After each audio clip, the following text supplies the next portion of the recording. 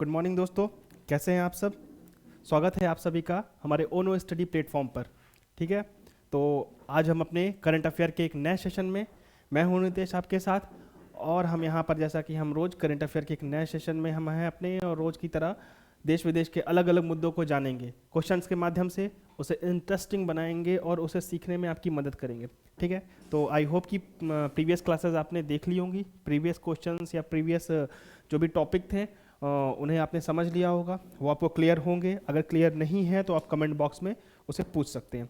ठीक है, तो हम आज की अपनी क्लास शुरू करते हैं हम अपनी क्लास। और हमारा, चलिए, तो यहाँ पर आता है हमारा पहला क्वेश्चन, साइंस से रिलेटेड है। ठीक है, भारत अंतर्राष्ट्रीय विज्ञान महोत्सव, ये देखिए यहाँ पर, भारत अंतर्राष्ट्रीय विज्ञान महोत्सव 2021 का आयोजन किस मंत्रालय के द्वारा किया गया।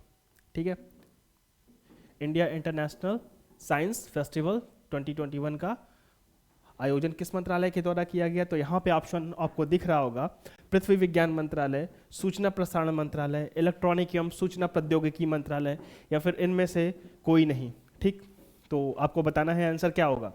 तो इसका आंसर होगा मिनिस्ट्री ऑफ अर्थ साइंस, पृथ्वी विज्ञान मंत्रालय के द्वारा किया गया है। और ये अंतर्राष्ट्रीय, भारतीय अंतर्राष्ट्रीय विज्ञान महोत्सव का ये 7वां संस्करण था, 7वां संस्करण था। तो अगर ये 7वां संस्करण था तो मतलब कि ये 2015 से हर साल आयोजित किया जा रहा है मिनिस्ट्री ऑफ अर्थ साइंस। देखो, इस महोत्सव को आयोजित कराने का मेन एम क्या था, मोटो क्या है।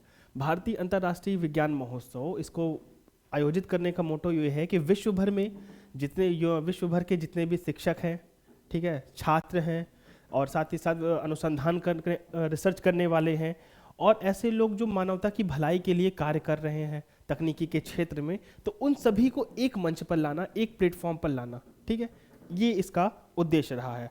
ठीक, इसको इस बार 2021 में मिनिस्ट्री ऑफ अर्थ साइंस, पृथ्वी विज्ञान मंत्रालय, और ministry of science and technology, विज्ञान और प्रौद्योगिकी मंत्रालय, दोनों मंत्रालयों ने मिलकर आयोजित कराया है। ठीक है, और इसके लिए अगर नोडल एजेंसी की बात करते हैं इस कार्यक्रम के लिए, तो इस कार्यक्रम के लिए नोडल एजेंसी है, इसके लिए नोडल एजेंसी कौन पड़ेगी दोस्तों। इसके लिए नोडल एजेंसी पड़ेगी राष्ट्रीय ध्रुवीय एवं समुद्री अनुसंधान केंद्र, राष्ट्रीय ध्रुवीय एवं समुद्री अनुसंधान केंद्र, जो कि पड़ता है आपका गोवा में। ठीक है, ये आपको राष्ट्रीय ध्रुवीय एवं समुद्री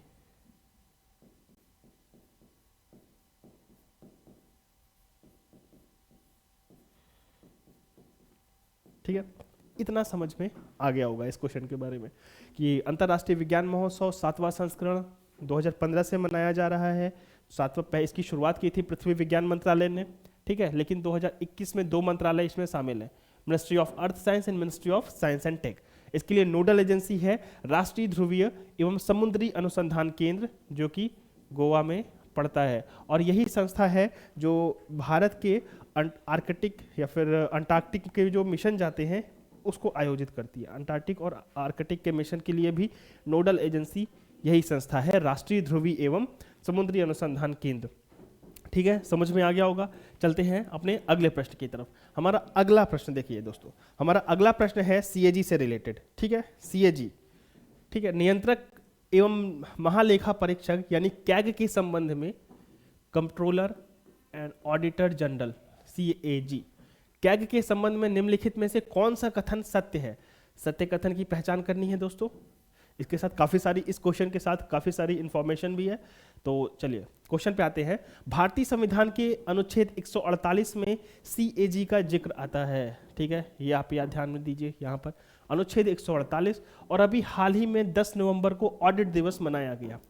ठीक, 10 नवंबर को ऑडिट दिवस। दो कथन है, ऑप्शन देख लेते हैं, केवल एक, केवल दो, एक और दो, या फिर दोनों में से कोई नहीं। तो पहले हम इसे समझ लेते हैं कि ये क्वेश्चन क्या कह रहा है। ये क्वेश्चन है क्या, देखो, अभी हाल ही में 16 नवंबर, ठीक है, 16 नवंबर को ऑडिट दिवस का आयोजन किया गया, मतलब ऑडिट दिवस मनाया गया 16 नवंबर को।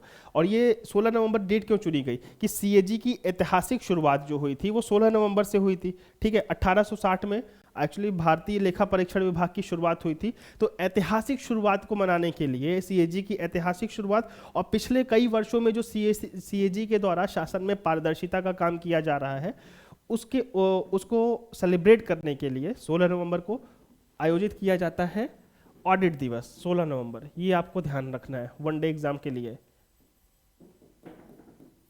ऑडिट दिवस, ठीक है। ऑडिट दिवस 16 नवंबर को मनाया जाता है सीएजी की ऐतिहासिकता को और साथ ही साथ शासन में पारदर्शिता बनाने के लिए। अब बात करते हैं थोड़ा सा इसके कॉन्स्टिट्यूशनल पार्ट पर। तो क्या सीएजी अनुच्छेद 148 में आता है? आप बताइए मुझे, क्या सीएजी अनुच्छेद 148 में आता है? जी हाँ, ये अनुच्छेद 148 में इसका वर्णन है। और अगर इसकी बात करें तो संविधान का भाग है भाग 5। भाग 5 है 148 से लेकर 151 तक। तो इसमें सीएजी के बारे में, कंट्रोलर एंड ऑडिटर जनरल के बारे में बताया गया है अनुच्छेद 148 से 151 तक। और थोड़ी सी इंफॉर्मेशन लेते हैं तो सीएजी एक स्वतंत्र पद है, ठीक है। सीएजी एक स्वतंत्र पद है, सीएजी एक स्वतंत्र पद है। और ये क्या करता है, ये जो भारत का, जैसे आप अपने घर का एक बजट बनाते हैं ना, तो बजट में कौन कितना खर्च किया ये आपको अकाउंट में लिखना पड़ता है। वैसे ही देश का बजट लोक लेखा पब्लिक अकाउंट का होता है, तो ये पब्लिक अकाउंट के लेखा विभाग का प्रमुख होता है सीएजी, ठीक है। लोक वित्त का, पब्लिक फाइनेंस का संरक्षक होता है, लोक वित्त का संरक्षक होता है। साथ ही साथ केंद्र और राज्यों के बीच वित्त का बंटवारा करता है, ठीक है। स्वतंत्र पद है ये, लोक वित्त का रक्षक है,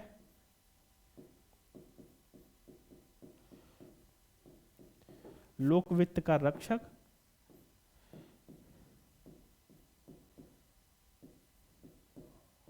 केंद्र व राज्यों के मध्य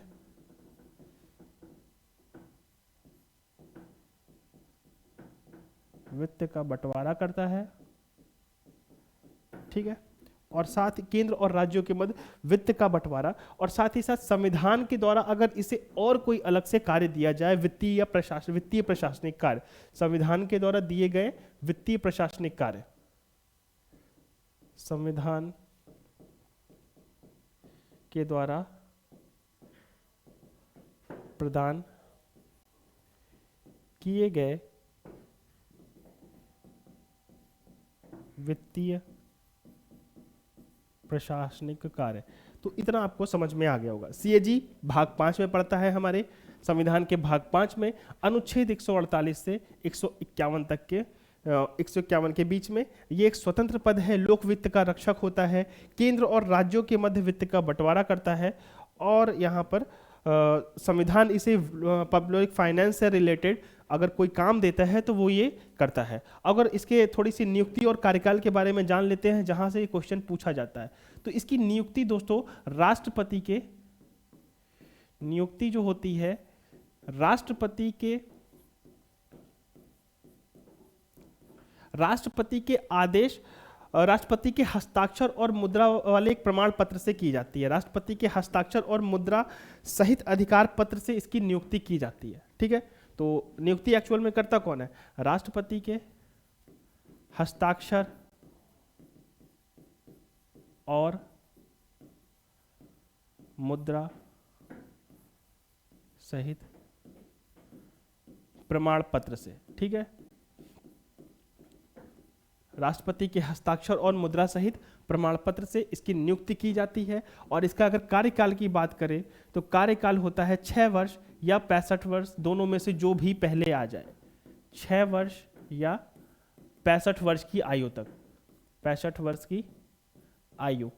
तो ये हो गया सीएजी का कार्यकाल, सीएजी की नियुक्ति। और सीएजी के अगर कर्तव्य की बात करें तो ये भारत की संचित निधि, राज्यों की संचित निधि या उन केंद्र शासित प्रदेश जहां पर विधानसभाएं हैं उनकी संचित निधि का रक्षक होता है। इसके साथ ही साथ ये लोक लेखा निधि, राज्यों और केंद्र की लोक लेखा निधि का भी रक्षक होता है। और ये उन जो भी संचित निधियां हैं, कहाँ कितना खर्च हुआ, ये रिपोर्ट करता है केंद्र में राष्ट्रपति को और राज्यों में राज्यपाल को, ठीक है। राज्यपाल को, सेंटर में राष्ट्रपति को और स्टेट्स में राज्यपाल को उनकी रिपोर्ट देता है, उनके वित्त की रिपोर्ट देता है कि लोकलेखा से उनके कितने पैसे खर्च हुए हैं। ठीक है, इतना आपको शॉर्ट में समझ में आ गया होगा। बाकी सारी चीज़ें आई होप कि पॉलिटी की क्लास में सर ने पढ़ाया था तो आपने अच्छे से कवर इसे कर लिया होगा, ये शॉर्ट फॉर्म में। ठीक है, राष्ट्रपति, केंद्र में राष्ट्रपति और स्टेट में राज्यपाल को। और ये जो राष्ट्रपति होता है फिर ये सीएजी की रिपोर्ट को, सीएजी जो रिपोर्ट देता है इसे संसद भवन में ले जाता है, संसद भवन में लोक लेखा समिति को देता है, तो लोक लेखा समिति इसका पोस्टमार्टम करती है। ठीक है, सीएजी के रिपोर्ट का पोस्टमार्टम कौन करता है दोस्तों? वो लोक लेखा समिति करती है। तो ये क्लियर हो गया। देखिए अनुच्छेद 148 में सीएजी का जिक्र आता है, हमने पीछे देखा कि यहाँ पे देखा अभी 148 से 151 के बीच में, तो ये सही हो गया। अभी हाल ही में 10 नवंबर को ऑडिट दिवस मनाया गया, अभी वहाँ क्या बताया मैंने 16 नवंबर, तो ये वाला गलत, तो मतलब ऑप्शन ए सही है। तो सीएजी के इस क्वेश्चन के साथ हमारी इतनी सारी डिटेल जुड़ी हुई थी, तो आई होप समझ गए होंगे। पार्ट 5 148 से 51 स्वतंत्र पद होता है और लोक वित्त का रक्षक होता है, केंद्र और राज्यों के बीच राजस्व का बंटवारा करता है और साथ ही साथ संविधान के द्वारा प्रदान किए गए अन्य कार्यों को भी यह करता है। ठीक है, और इसकी नियुक्ति कौन करता है? राष्ट्रपति के हस्ताक्षर और मुद्रा सहित प्रमाण पत्र के द्वारा इसकी नियुक्ति होती है। कार्यकाल 6 वर्ष या 65 वर्ष की आयु में, दोनों में से जो भी पहले आए। केंद्र में राष्ट्रपति को अपनी रिपोर्ट सौंपता है और राज्यों में राज्यपाल को अपनी रिपोर्ट देता है। चलिए अगला प्रश्न है नोरो वायरस, कोरोना वायरस के बाद नोरो वायरस। ठीक है, ये अभी हाल ही में चर्चा में रहा है, तो इसके संबंध में निम्नलिखित में से कौन सा कथन सत्य है? आपको सत्य कथन बताना है नोरो वायरस के बारे में।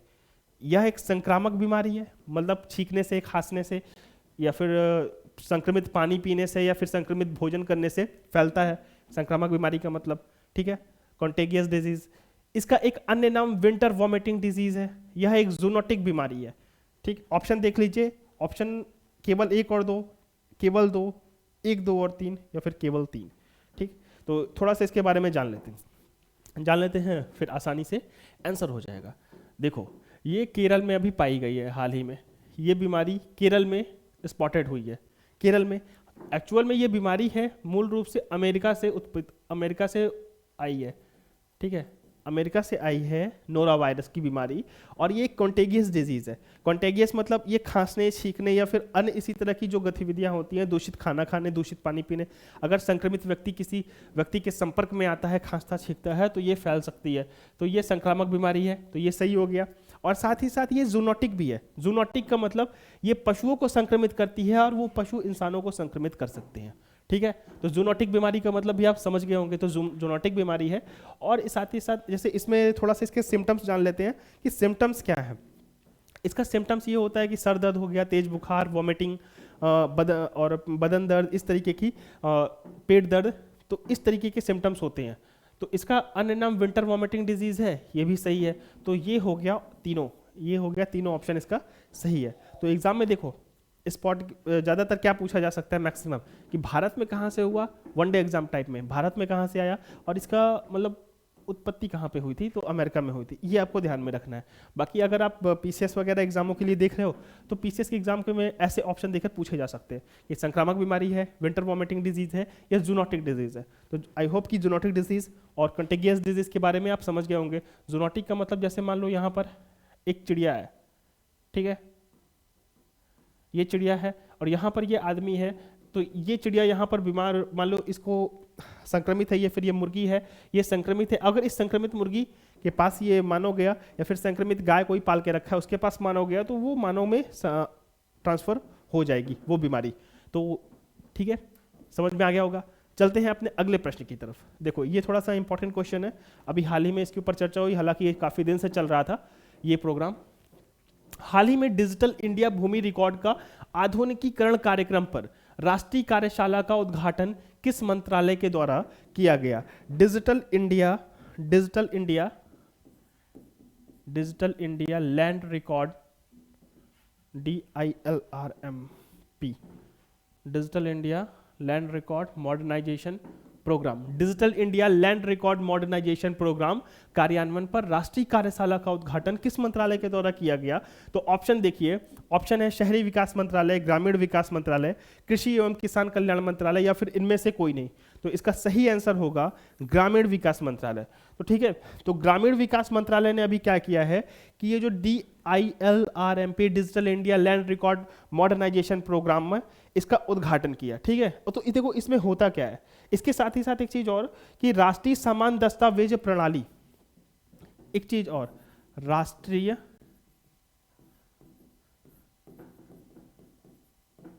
सामान्य दस्तावेज ये प्रणाली का एक सॉफ्टवेयर लॉन्च किया है, इसका सॉफ्टवेयर, और साथ ही साथ इसका पोर्टल लॉन्च किया है। दोस्तों ये पोर्टल है क्या, तो अभी तक क्या होता था कि हमारे के यहाँ जो भी भूमि होती है उसका सही से रिकॉर्ड नहीं बैठ पाता था। मतलब एक भूमि पर अगर बात करें तो एक भूमि की कई कई रजिस्ट्री हो जाती थी।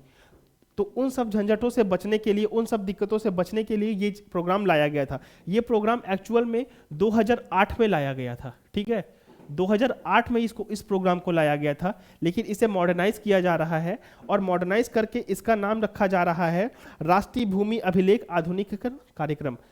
राष्ट्रीय भूमि अभिलेख आधुनिकीकरण कार्यक्रम, national land record modernisation programme. तो इसको चेंज करके ये किया जाएगा। ठीक है, इसका आधुनिकीकरण के नाम से इसके बदला जाएगा। और एक्चुअल में यह एक सेंट्रल सेक्टर स्कीम है, केंद्रीय क्षेत्र की योजना है, और इसे 2023-24 तक इसको मतलब इसका टाइम पीरियड बढ़ा दिया गया है 2023-24 तक। ठीक है, तो इसके फायदे क्या होंगे देखो। और हाँ, एक चीज और इसके साथ फायदे से पहले एक चीज देख लेते हैं। इसी में UL unique land identification number, ULIN unique land identification number, जैसे कि आपके आधार कार्ड होता है, हर व्यक्ति की पहचान का एक संख्या है आधार कार्ड। दोस्तों आप कमेंट में बताइएगा कि आधार कार्ड में जो डिजिट होती है कितनी डिजिट होती है। तो आधार कार्ड की आपको डिजिट बतानी है, ये कहीं ना कहीं क्वेश्चन में कभी ना कभी पूछा जा सकता है।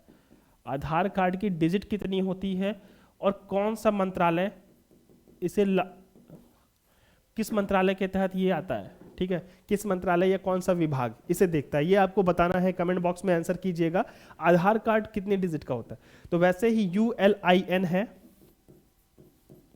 Unique land identification number. तो इसमें क्या होगा, इसी प्रोग्राम के तहत जारी किया गया है। तो इसमें 14 डिजिट का एक नंबर होगा हर प्रत्येक भूमि के लिए। भूमि का जो सेगमेंट होगा उसकी सर्वे के अकॉर्डिंग मैपिंग की जाएगी और 14 डिजिट का नंबर दिया जाएगा उस भूमि के लिए। ठीक है, तो इससे होगा क्या, 14 डिजिट का नंबर देने से और इस प्रोग्राम को लैंड को मॉडर्नाइज करने से, मॉडर्नाइज मीन्स कि कंप्यूटर के राष्ट्रीय सर्वर के कंप्यूटर के माध्यम से राष्ट्रीय सर्वर में भूमि के अभिलेख से जुड़े हुए सभी आंकड़ों को सुरक्षित करना। ठीक है, ताकि अगर एक बार वो आंकड़े आ जाए तो उनमें कोई फेरबदल ना की जा सके सिवाय वैध तरीकों के। तो अगर इसके लाभ देखते हैं हम क्या होगा। सबसे पहले लाभ तो आप लोग देखते हैं कि एक जमीन पर कभी कभी आप देखते हैं तो इसमें धोखाधड़ी होती है। जमीन की मतलब एक व्यक्ति को बेचा फिर वो दूसरे व्यक्ति को भी बेच दिया, तो ऐसे में धोखाधड़ी जो होगी वो कम हो जाएगी। जैसे प्रत्येक व्यक्ति का एक ही आधार कार्ड नंबर हो सकता है, वैसे ही अगर एक जमीन का एक ही आइडेंटिफिकेशन नंबर हुआ तो इससे धोखाधड़ी कम करने में सहायता मिलेगी। और साथ ही साथ रियल टाइम होगा ये। तो रियल टाइम का मतलब रियल टाइम जो एक्चुअल में अभी चल रहा है कि अभी किसके नाम पर है ये दिखाई जाएगी, पुराना नहीं होगा, ये अपडेटेड होगा। तो रियल टाइम होगा, ये रियल टाइम बेसिस है, रियल टाइम भूमि स्वामित्व को दिखाएगा, ये रियल टाइम भूमि स्वामित्व को दिखाएगा। तो धोखाधड़ी कम हो गई, रियल टाइम भूमि स्वामित्व को दिखाएगा और साथ ही साथ मुकदमेबाजी को कम करेगा। कोर्ट के ऊपर दबाव कम आएगा, ये दबाव कम होगा तो मुकदमेबाजी को भी ये कम करेगा। धोखाधड़ी, रियल टाइम भूमि रिकॉर्ड मुकदमेबाजी को कम करेगा और नागरिकों को भूमि का डेटा आसानी से उपलब्ध हो सकेगा। ठीक है, नागरिकों को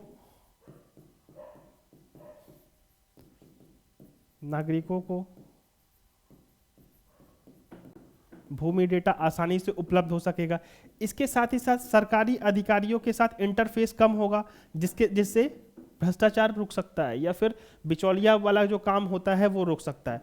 ठीक है, मतलब सरकारी अधिकारियों के साथ इंटरफेस कम होने का मतलब, अब डायरेक्ट आप अगर आपको देखना है कुछ तो आप यहाँ से, अभी तक क्या करते थे, अभी तक होता यह था जैसे एक खेत की, नॉर्मल खेत की बात करते हैं तो आपको लेखपाल के पास जाना पड़ता था तहसील में, वहाँ से लेखपाल आपको कागज़ के माध्यम से ढूंढ के बताता, अगर कहीं अगर ज़्यादा परेशान करता तो लोग उसे रिश्वत भी देते थे। तो अब क्या होगा, ये रिश्वत वाला काम खत्म हो जाएगा, वहाँ पे सीधे कंप्यूटर पे आपको बैठना है जन सेवा केंद्र पर, या फिर आप खुद सक्षम है तो उसे खुद देख सकते हैं, बैठना है और अपनी भूमि का रिकॉर्ड देखना है, या फिर आप कोई भूमि खरीदने जा रहे हैं तो उसका रिकॉर्ड भी वहाँ पर उपलब्ध होगा। ठीक है, और इसके साथ ही साथ वन नेशन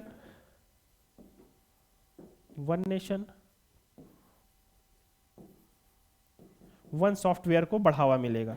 ठीक है, तो इतनी सारी चीजें थी इसके साथ।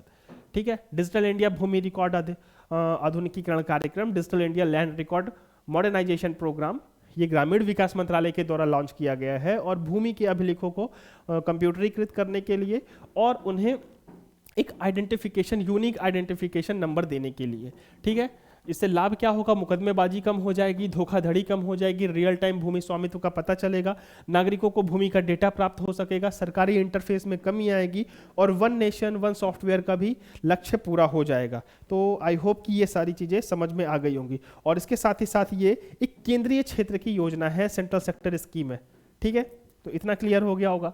चलते हैं अपने अगले प्रश्न की तरफ। हमारा अगला प्रश्न आता है, देखिए, annual status on education report, शिक्षा की रिपोर्ट पर वार्षिक स्टेटस। ठीक है, शिक्षा की रिपोर्ट पर असर, शॉर्ट फॉर्म में असर रिपोर्ट के नाम से जानी जाती है, ये किसके द्वारा जारी की गई है? तो इसका ऑप्शन देख लीजिए, नीति आयोग या सीबीएसई बोर्ड या प्रथम एजुकेशन फाउंडेशन या शिक्षा मंत्रालय। ठीक, असर रिपोर्ट, ASER, असर, तो ये जारी की जाती है प्रथम एजुकेशन फाउंडेशन के द्वारा। तो ये सही हो गया इसका आंसर, प्रथम एजुकेशन फाउंडेशन। तो दोस्तों समझ में आ गया होगा। और ये जो इसका था 16वां संस्करण था, इस रिपोर्ट का 16वां संस्करण था प्रथम एजुकेशन फाउंडेशन के द्वारा। ठीक है, और ये देश में देखो, ये प्रथम एजुकेशन फाउंडेशन करता क्या है, ये एजुकेशन फाउंडेशन ये 2011 की जनगणना के आधार पर,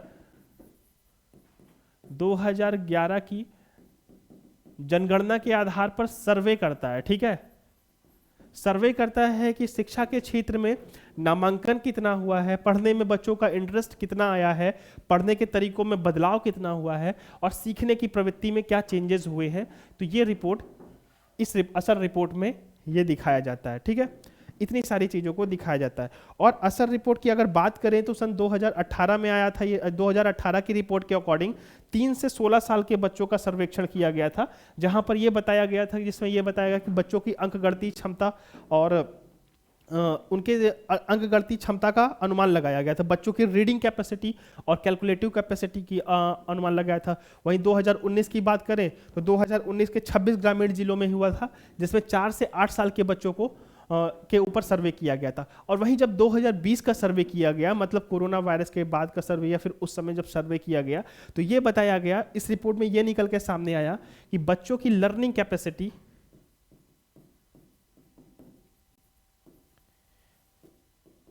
कैपेसिटी जो है वो कम हुई है, और साथ ही साथ उनकी मोबाइल तक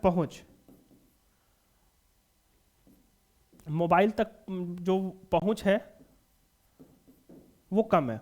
ठीक है, छोटे बच्चों में मोबाइल तक पहुंच कम है, और साथ ही साथ उनकी लर्निंग कैपेसिटी भी कम हुई है। लर्निंग कैपेसिटी मतलब सीखने की उनकी क्षमता कम हो गई है, सीखने की क्षमता प्रभावित हुई है। देखो दोस्तों, होता क्या है कि अगर आप नॉर्मली आज का कोरोना वायरस के बाद, कोरोना के आने के बाद, महामारी के आने के बाद हो क्या गया कि हमने एक अचानक से ऑनलाइन सिस्टम ला दिया, कि जो हमारे यहाँ मतलब पहले से नहीं था, पहले से ये सिस्टम नहीं था, हमने ऑनलाइन सिस्टम में बदलाव लाने चाहे। तो इससे हुआ क्या, सबसे पहले तो एक हमारे देश की आबादी का एक ऐसा वर्ग है, एक मतलब परिवार ऐसा है, अधिकतर संख्या ऐसे परिवारों की है जिनके पास केवल एक मोबाइल वो अफोर्ड कर सकते हैं। तो उनके घर में मान लो 2 बच्चे हैं या 3 बच्चे हैं, तो एक ही समय पे उनकी क्लासेस जो चलती थी, तो एक मोबाइल से कैसे कवर हो सकती थी, तो उसके लिए दिक्कत होती थी। तो मोबाइल की पहुंच, और हमारे ग्रामीण क्षेत्रों में इंफ्रास्ट्रक्चर ना होने की वजह से, इंफ्रास्ट्रक्चर मतलब इंटरनेट की सुविधा ना होने की वजह से ग्रामीण क्षेत्रों में भी ये दिक्कत आई, कि उन बच्चों की क्लासेस प्रभावित हुई, साथ ही उनके सीखने की क्षमता प्रभावित हुई। ठीक है, मोबाइल पे आ जाता है, बच्चों का होमवर्क आ जाता है, वो क्या करते हैं, उनके भाई बहन या बड़े भाई बहन उनके होमवर्क करके वो भेज देते हैं। तो इससे बच्चों की जो सीखने की क्षमता थी, बच्चों की जो क्रिएटिविटी थी, वो धीरे धीरे कम हो गई। और अगर दोस्तों, अगर आप थोड़ा सा सोचें तो स्कूल जो होता है वो बच्चों के लिए एक सोशल प्लेटफॉर्म होता है, पहली सीढ़ी होती है जहां बच्चा लोगों से घुलना मिलना जानता है। ठीक है, रिपोर्ट के अकॉर्डिंग वहां पर अगर कैपेसिटी कम हुई है तो इस वजह से कि वो अभी हम इस चीज़ के अभ्यस्त नहीं हुए, आदी नहीं हुए। हालांकि स्कूल जो है हमारा वो एक सोशल प्लेटफॉर्म होता है कि जहां पर हम मिल सकते हैं, बोलते हैं, कम्युनिकेट करते हैं, जहां पर बच्चे की अंदर की पर्सनैलिटी बाहर निकल के आती है। लेकिन अगर ऑनलाइन लर्निंग प्लेटफॉर्म की बात करें तो उसमें अभी हमें काफ़ी सुधार करने हैं। तो ये रिपोर्ट आपको ध्यान में रखिए। तो ठीक है, इसके लिए इतना काफ़ी है। ठीक है, तो अभी ऑनलाइन एजुकेशन को बढ़ावा देने के लिए हमें काफ़ी सुधार करने हैं। हालांकि प्रयास जारी हैं और इन प्रयासों को बढ़ावा देने के लिए काफ़ी सारी योजनाओं की आवश्यकता है, जिससे प्रत्येक व्यक्ति तक मोबाइल की पहुंच, इंटरनेट की पहुंच और अच्छी गुणवत्ता वाली शिक्षा की पहुंच हो सके। इसके साथ ही साथ इसमें टीचर्स को भी ट्रेंड करना चाहिए, जिन टीचर्स की जो टीचर्स टेक्नोलॉजी फ्रेंडली नहीं है। साथ ही साथ जो इसमें डिवीज़न पूल है, डिजिटल डिवीजन यहाँ पे है। डिजिटल डिवीजन का मतलब समझ रहे हैं? डिजिटल डिवीजन का मतलब है जहाँ पर यदि 10 के पास मोबाइल है, 90 के पास नहीं है, तो इस डिजिटल डिवीजन को दूर करना है। ठीक है, और इसमें खास तौर से इस रिपोर्ट में ये बताया गया था कि जो नए एडमिशन वाले बच्चे हैं, जिनकी उम्र 3 से 8 साल के बीच में है, उन्हें सीखने में काफ़ी दिक्कत हो रही है। तो नए एडमिशन वाले बच्चों को काफ़ी दिक्कत हो रही थी। तो आई होप इतना आपको समझ में आ गया होगा। तो annual status on education report किसके द्वारा लॉन्च की गई थी? प्रथम एजुकेशन फाउंडेशन के द्वारा, असर रिपोर्ट। और ये 2011 की जनगणना के आधार पर सर्वे करती है। और अभी हाल ही में इसकी रिपोर्ट में ये बताया गया कि बच्चों की सीखने की क्षमता में कमी हो रही है ड्यू टू डिजिटल डिवीजन। ठीक है, मोबाइल की पहुंच कम है। ठीक है, चलते हैं अपने अगले प्रश्न की तरफ। तो देखो, ये आ गया, हाल ही में जारी रिश्वत जोखिम मैट्रिक्स में भारत का कौन सा स्थान है? तो रिश्वत जोखिम मैट्रिक्स, ठीक है, मतलब रिश्वत से कितना जोखिम है किसी देश को। रिश्वत जोखिम मैट्रिक्स 2021 में भारत का कौन सा स्थान है? ऑप्शन देख लीजिए, 77, 82, 80 या 73वां स्थान। तो इसका सही आंसर होगा 82वां स्थान है। 2021 में 82वां स्थान है और हम पिछले साल थे 77वें स्थान पर। 2020 में थे हमारा 77वां स्थान और 2021 में 82वें स्थान पर आ गए हैं। ठीक है, तो इसको अगर बात करें तो जारी कौन करता है? तो रिश्वत रोधी मानक संगठन है एक, रिश्वत रोधी मानक संगठन, रिश्वत रोधी मानक, रिश्वत रोधी मानक संगठन है ट्रेस। इसका शॉर्ट फॉर्म है TRACE, ट्रेस। ट्रेस के द्वारा ये जारी किया जाता है। ठीक है, 194 देश इसमें शामिल है, 194 कंट्रीज इसमें शामिल है, जिसमें भारत का स्थान 82वां है। ठीक है, सब पिछले साल से हम 5 स्थान नीचे पहुंच गए हैं। ठीक, इसका क्या मतलब है? इसका मतलब ये है कि देश में करप्शन बढ़ चुका है। ठीक है, देश में करप्शन बढ़ चुका है। और अगर हम बात करें कि भारतीय उपमहाद्वीप में, तो भारतीय उपमहाद्वीप में केवल भूटान हमसे अच्छा है, जिसकी रैंक शायद 62 है, और बाकी सारे देश से हम ऊपर ही हैं। ठीक है, केवल भूटान हमसे अच्छा किया है। तो करप्शन के मामले में हम काफ़ी नीचे हैं। ठीक, और अगर टॉप की, हाँ सॉरी, एक चीज़ तो भूल ही गया इसमें। देखो, टॉप पर अगर बात करें, टॉप पर कौन है? टॉप पर है न्यूजीलैंड, टॉप पर है न्यूजीलैंड। और अगर लास्ट में कहें तो लास्ट में है नॉर्थ कोरिया, उत्तर कोरिया। ठीक है, इन दोनों का मैप आप देख लीजिएगा। टॉप पर न्यूजीलैंड है और सबसे कम रिस्क है मतलब करप्शन से न्यूजीलैंड को, और सबसे ज़्यादा रिस्क है उत्तर कोरिया को। तो चलते हैं अगले प्रश्न की तरफ। आई होप कि समझ में आ गया होगा पिछला क्वेश्चन आपको। अब अगला प्रश्न है हमारा आयोरा से रिलेटेड। हाल ही में आयोजित 21वीं हिंद महासागरीय rim association, Indian ocean rim association, IORA, हिंद महासागर रिम एसोसिएशन की बैठक की मेजबानी किस देश के द्वारा की गई? तो इसकी बैठक की मेजबानी देखिए, ऑप्शन देखिए, श्रीलंका, भारत, बांग्लादेश या दक्षिण अफ्रीका। जल्दी से बताइए आंसर क्या होगा इसका, तब तक हम इसे एक्सप्लेन कर लेते हैं। देखो, हाल ही में IORA की 21वीं बैठक थी। IORA IORA की 21वीं बैठक का आयोजन किया गया था। तो वो आयोजन किया गया था ये बांग्लादेश में। आयोजन की जो मेजबानी की थी वो बांग्लादेश ने की थी। और ये एक अंतर्राष्ट्रीय संगठन है, ठीक है दोस्तों, क्षेत्रीय नहीं है, ये एक अंतर्राष्ट्रीय संगठन है जिसकी शुरुआत, जिसकी मतलब एक तरीके से पहल किसने की थी? भारत और दक्षिण अफ्रीका ने इसका विचार लाया था, ठीक है। भारत और दक्षिण अफ्रीका ने इसको बनाने का विचार दिया था। और इसमें कौन कौन से देश शामिल हैं? तो हिंद महासागर के जो भी देश हैं, हिंद महासागर के 23 देश इसमें शामिल हैं, ठीक है। हिंद महासागर,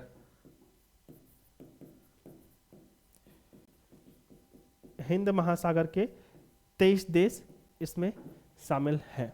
तो ये आपको समझ में आ गया होगा। और इसका गठन कब हुआ था? तो 21वीं है, तो मतलब 1997, 1997, ठीक है। 1997 में इसका गठन किया गया था, ठीक है। अभी हाल ही में इसमें शामिल होने वाला एक और देश है फ्रांस। हाल ही में इसमें फ्रांस शामिल हुआ है। अब फ्रांस तो आप कहेंगे कि हिंद महासागर में नहीं है, बट फ्रांस का एक द्वीप है रियूनियन, जिसपे फ्रांस का आधिपत्य है। तो हाल ही में शामिल होने वाला देश है फ्रांस, जो कि दिसंबर 2020 में इसमें शामिल हुआ था। तो आइयोरा आपको समझ में आ गया होगा। बैठक कहाँ पे की गई? 21वीं।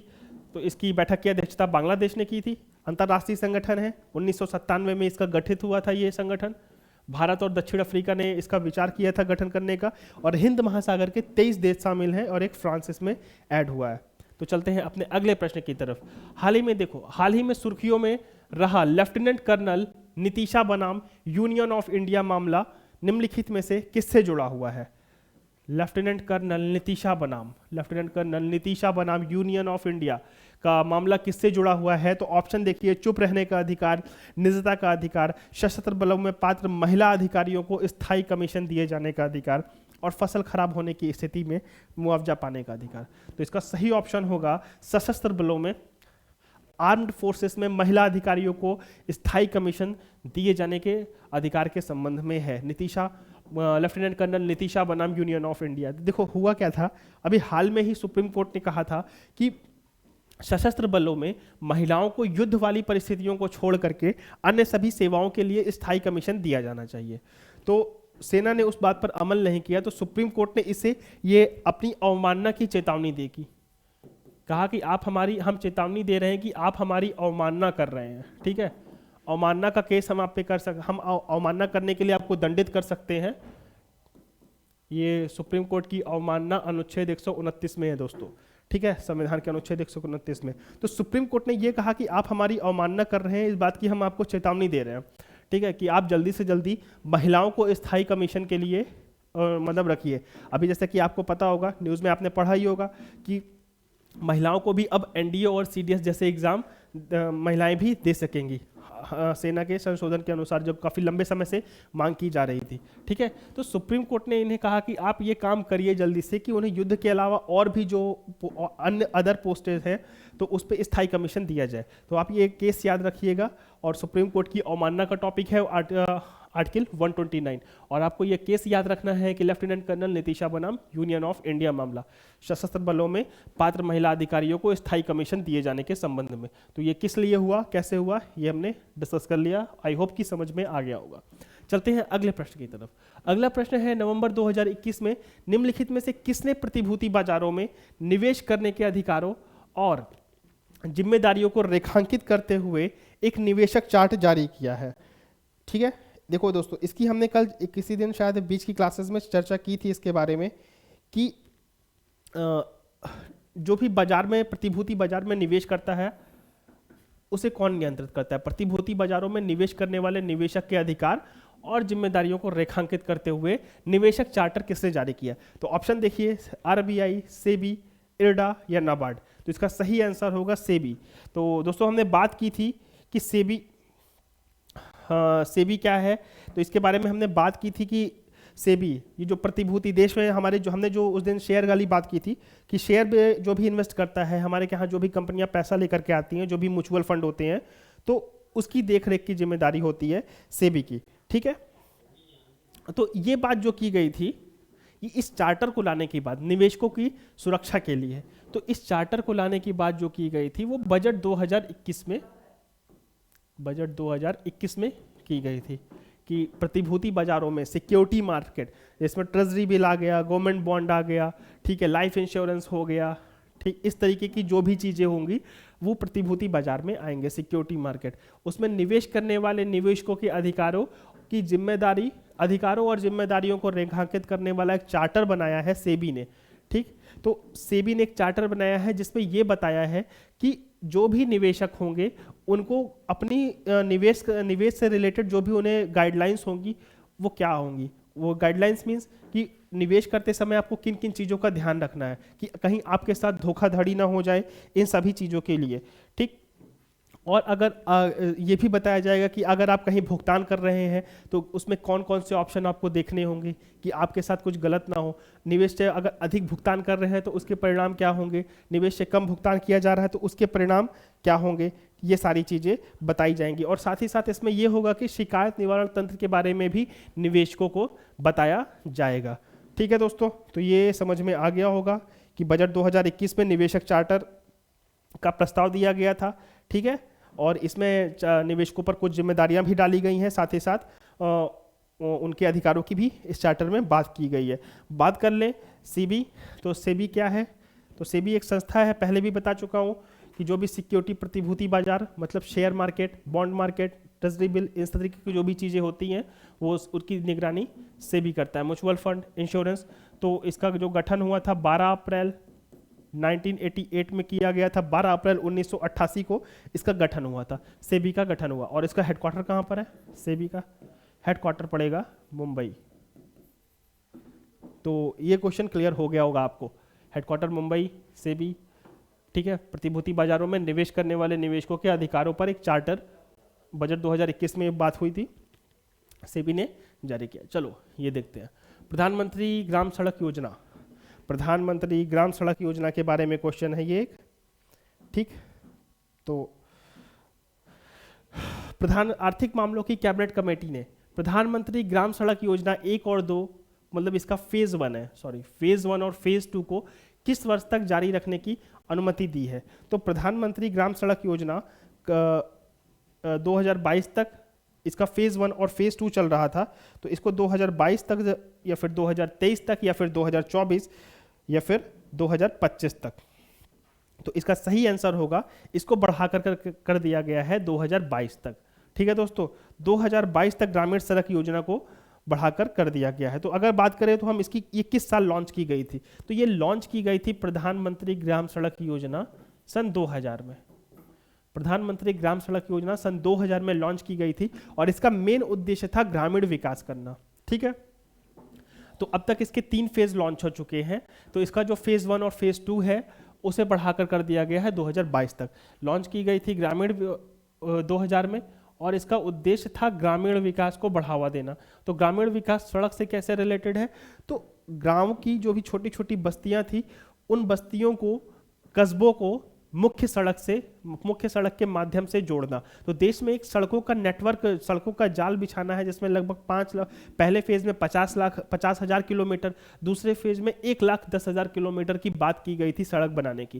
पहले फेज में 50,000 किलोमीटर की सड़क, दूसरे फेज में 1,10,000 किलोमीटर की सड़क बनाने की बात की गई। तो ग्रामीण बस्तियों को और ग्रामीण कस्बों को जहां तक सड़क की पहुंच नहीं है वहां तक सड़क को पहुंचाना। तो सड़क पहुंचाने से होगा क्या, अगर सड़क गांवों तक अगर हमारे सड़क पहुंच जाएंगी तो वो ट्रांसपोर्टेशन जल्दी होगा। ट्रांसपोर्टेशन जल्दी होने से क्या होगा, वो अपने माल, जो भी सामान होंगे, उनकी वस्तुएं होंगी, व्यापारियों, उन्हें एक निश्चित मंडियों तक, जैसे हो गया सब्जियां, टमाटर, ऐसी जो सड़ने वाली चीज़ें हैं वो अगर कच्चे रास्तों से आती तो बेकार हो जाती थी, लेकिन अब वही पक्के रास्ते से आएंगी, सड़कों से आएंगी, तो उनकी बेकार होने की संभावना बहुत ही कम होगी और उन्हें एक अच्छा मुनाफा भी मिल सकेगा, साथ में व्यापार में वृद्धि भी होगी। तो ये योजना का लक्ष्य था, ग्रामीण विकास को बढ़ाने के लिए लॉन्च की गई थी सन 2000 में, ठीक है। उस समय पीएम कौन थे, अटल बिहारी वाजपेयी, ठीक। तो चलते हैं अपने अगले प्रश्न की तरफ। अगला प्रश्न है, हाल ही में भारतीय रेलवे ने किस रेलवे स्टेशन पर पहली बार पॉड होटल को लॉन्च किया है। तो ऑप्शन देख लीजिए, Mumbai central, Chennai central, Kanpur central या फिर इनमें से कोई नहीं, पॉड होटल। तो इसका सही आंसर होगा मुंबई सेंट्रल स्टेशन। देखो दोस्तों, पॉड होटल क्या होता है, पॉड होटल एक छोटे छोटे कमरे, जिसमें एक ऐसा कमरा जितना बड़ा ट्रेन का केबिन आपने देखा होगा, रेल का केबिन आपने देखा होगा, एक केबिन जितना बड़ा होता है छोटा सा, तो उतना ही बड़ा है, जिसमें एक आदमी आराम से लेट सकेगा और उठ के बैठ सकेगा, तो वो इतना ही बड़ा होगा। तो ऐसे ही प्लेटफॉर्म रेलवे स्टेशनों पर ऐसे होटल बनाए जाएंगे। ऐसे होटल जापान में बहुत मिलते हैं, ठीक है। तो ये pod hotel Mumbai central railway station पर बनाया गया है। तो अगला प्रश्न देखते हैं, ये एक बुक से रिलेटेड है। The disruptor how Vishwanath Pratap Singh shook India. The disruptor how Vishwanath Pratap Singh shook India पुस्तक के लेखक कौन है? तो लेखक की बात करते हैं तो ऑप्शन देखिए, देवाशीष मुखर्जी, शशि थरूर, एम मुकुंदन और इनमें से कोई नहीं। तो फिर इसका सही आंसर क्या होगा?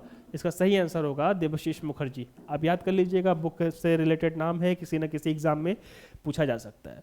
तो अगला प्रश्न देखते हैं, भारत के पहले घास संरक्षण केंद्र ग्रास कंजर्वेटरी का उद्घाटन कहाँ किया गया है? भारत के पहले घास संरक्षण केंद्र का उद्घाटन कहाँ किया गया है? तो ऑप्शन इसका देखिए, ऑप्शन है रानीखेत, दार्जिलिंग, कसौली या फिर ऊटी।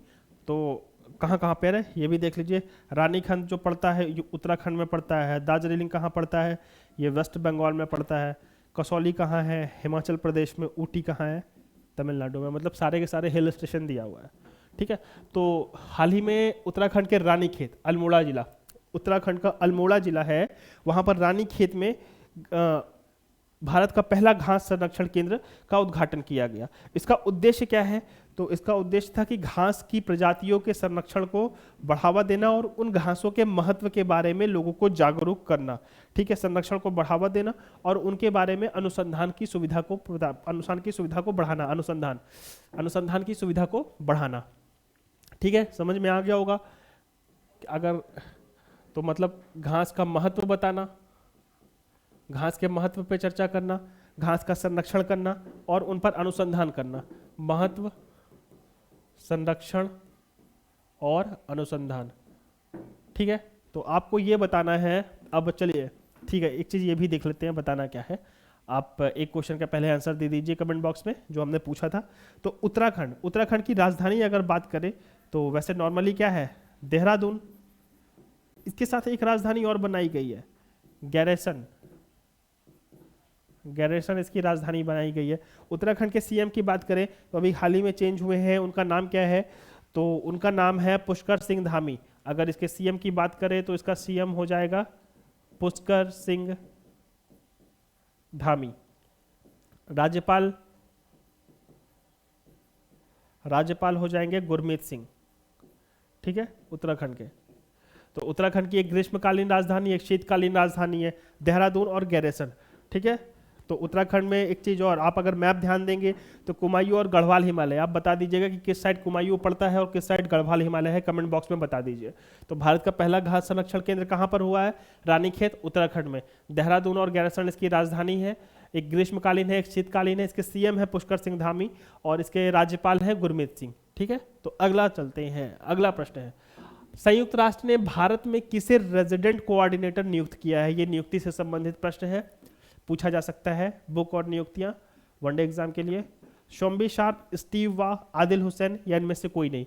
तो अभी इन्हें 3-4 दिन पहले ही नियुक्त किया गया है। संयुक्त राष्ट्र ने भारत में किसे रेजिडेंट कोऑर्डिनेटर ये नियुक्त किया गया है? शोम्बी शार्प को। तो शोम्बी शार्प को रेजिडेंट कोऑर्डिनेटर नियुक्त किया गया है संयुक्त राष्ट्र के द्वारा भारत में। तो चलते हैं अगले प्रश्न की तरफ। हमारा अगला प्रश्न, भारत और कौन सा देश शक्ति मिलिट्री एक्सरसाइज का 6वां संस्करण आयोजित किया गया है? भारत और किस देश के द्वारा? भारत और कौन सा देश शामिल है ये बताना है आपको। तो ऑप्शन देख लीजिए, फ्रांस, ब्रिटेन, जर्मनी, अमेरिका। तो इसका सही आंसर क्या होगा? शक्ति अभ्यास का 6वां संस्करण, ये आपको ध्यान में रखना है। तो इसके ये है फ्रांस के साथ, तो फ्रांस के साथ शक्ति अभ्यास का 6वां संस्करण आयोजित किया गया है। तो चलते हैं अगले प्रश्न की तरफ। चलो आगे अगला प्रश्न आया है हमारा, भारत ने अंटार्कटिका के लिए हाल ही में कौन सा अभियान प्रारंभ किया है? तो इसका आंसर आपको देना है। आंसर ऑप्शन देखिए, 40वां वैज्ञानिक अभियान, 41वां वैज्ञानिक अभियान, 42वां वैज्ञानिक अभियान और 72वां वैज्ञानिक अभियान, ठीक है। तो इसका सही आंसर क्या होगा? तो इसका सही आंसर होगा 41वां वैज्ञानिक अभियान, ठीक है, 41वां वैज्ञानिक अभियान। तो ये हमारा अंटार्कटिका में 23 सदस्यों का एक दल गया है वैज्ञानिकों का, जो कि अंटार्कटिका में हमारे जो पहले से स्थापित स्टेशन है वहाँ पर जाएंगे, वहाँ पर रिसर्च करेंगे। ठीक है, पहले से स्थापित कौन कौन है बताइए, तो मैं बताता हूँ चलिए। इसका पहले से स्थापित स्टेशन है दक्षिणी गंगोत्री, मैत्री और भारती। ठीक है, आप सीरीज में याद रखिएगा, दक्षिणी गंगोत्री 1984 में, मैत्री 1989 में और भारती सन 2004 में। तो दक्षिणी गंगोत्री, मैत्री और भारती नाम के 3 स्टेशन अंटार्कटिका में स्थापित किए गए थे।